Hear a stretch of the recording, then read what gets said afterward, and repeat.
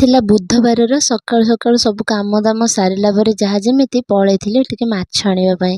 ମାଛ ଆଣି ସାରିଲା ପରେ ରୋଷେଇ କରିଦେଇଥିଲି। ଆଜି ଟିକେ ଲେଟ୍ ହେଇଯାଇଥିଲା ତ ଯାହା ବି ହଉ ତରତରରେ ରୋଷେଇ କରିଦେଇଥିଲି। ଛୁଆଙ୍କୁ ଖୁଏଇକି ଦ୍ୱିପହରେ ଶୋଇ ଦେଇ ସାରିଲା ପରେ ମୋର କାମ ଷ୍ଟାର୍ଟ ହେଇଯାଇଥିଲା। ଯେହେତୁ କାଲି ଗୁରୁବାର ଅଛି, ରୋଷେଇ ଘରଟାକୁ ସବୁ ଆଇଁଷ ଯେଉଁ ଖାଇଥିଲୁ କାନ୍ଥ ପାଖରୁ ଆରମ୍ଭ କରି ତଳ ସବୁ ଭଲ ସେ ସବୁ ପୋଛି ପାଛି ଦେଲି, କାରଣ ଆଇଁଷ ରୋଷେଇ ହେଇଥିଲା ନା, ଝୋଟି ପଡ଼ିବ। ସବୁଗୁଡ଼ା ପୁରା ସଫା କରିଦେଲି। ସଫା କରିସାରିଲା ପରେ ଶୋଇବା ଘର ସବୁ ଝାଡ଼ୁ ମାରିଲି, ତାକୁ ଭଲସେ ସବୁ ଜିନିଷପତ୍ର ଗୁଡ଼ା ଉପରକୁ ଉଠେଇକି ତାକୁ ସବୁ ଝାଡ଼ୁ ମାରିଲି। ସେ ବହୁତ ଅସନା ହେଇଥିଲା। ତାପରେ ସେ ଶୋଇବା ଘର ଝାଡ଼ୁ ମାରି ସାରିଲା ପରେ ସେ ଯେଉଁ ବଙ୍ଗଳା ଅଛି ସେଗୁଡ଼ା ସବୁ ଅଳନ୍ଧୁ ହେଇଯାଇଥିଲା, ତାକୁ ବି ସବୁ ବହୁତ ଭଲସେ ଝାଡ଼ୁ ମାରିଲି। ଭଲକିନା ସବୁ ଝାଡ଼ୁ ମାରିକି ପୂରେଇକିନା ଗୋଟେ ଜରିରେ ରଖିଲି, ତାକୁ ନେଇ ଫୋପାଡ଼ିବି ବୋଲିକା।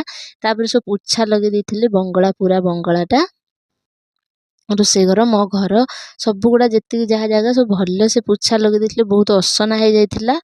ପିଲାମାନେ ଯେହେତୁ ଅଛନ୍ତି ଅସନା ତ କରିଦେଉଛନ୍ତି। ତାପରେ ପଳେଇଥିଲି ମାର୍କେଟରୁ ତ ଜାଣିଛନ୍ତି କାଲି ପାଇଁ ଯାହା ସବୁ ଦରକାର ତାକୁ ସବୁ କିଣାକିଣି ପଳେଇ ଆସିଲି। ତାପରେ ବସିଗଲି ସନ୍ଧ୍ୟାବେଳେ ଝୁଟି ଦେବାକୁ। ସନ୍ଧ୍ୟା ଦେଇ ସାରିକି ପିଲାମାନେ ଯେହେତୁ ଟ୍ୟୁସନ୍ ଯାଇଥିଲେ, ମୁଁ ଭାବିଲି ବସିକି କ'ଣ କରିବି, ଟିକେ ଯାଉଛି ଝୁଣ୍ଟି ଦେଇଦେବି। ସବୁ ଝୁଣ୍ଟି ଦେଇଥିଲି। ଝୁଣ୍ଟି ଦେଇ ସାରିଲା ପରେ ପିଲାମାନେ ଆସି ଯାଇଥିଲେ। ମୁଁ ବି ଟିକେ ମେହେନ୍ଦି କରିଥିଲି। ସେଗୁଡ଼ା ତ ଆର ଥର ଗୁରୁବାର ଦେଖିଥିଲେ, ଆଉ କାହିଁ ଦେଖେଇବି, ବେକାର ବୋର୍ ହେବି, ସେଥିପାଇଁ ସେଗୁଡ଼ା କିଛି ଦେଖେଇଲିନି। ରାତିରେ ଟିକେ ଚିକେନ୍ ଅର୍ଡ଼ର କରିଦେଇଥିଲି। ମା ଛୁଆ ଆମେ ଖାଇ ଦେଇଥିଲୁ, କାରଣ ଆଉ ରୋଷେଇ କଲେ ସବୁ ଛିଟା ଫିଟା ପଡ଼ିଯିବ ନା, ଘର ଦ୍ୱାର ସବୁ ଅସନା ହେଇଯିବ ବହୁତ ସାରା।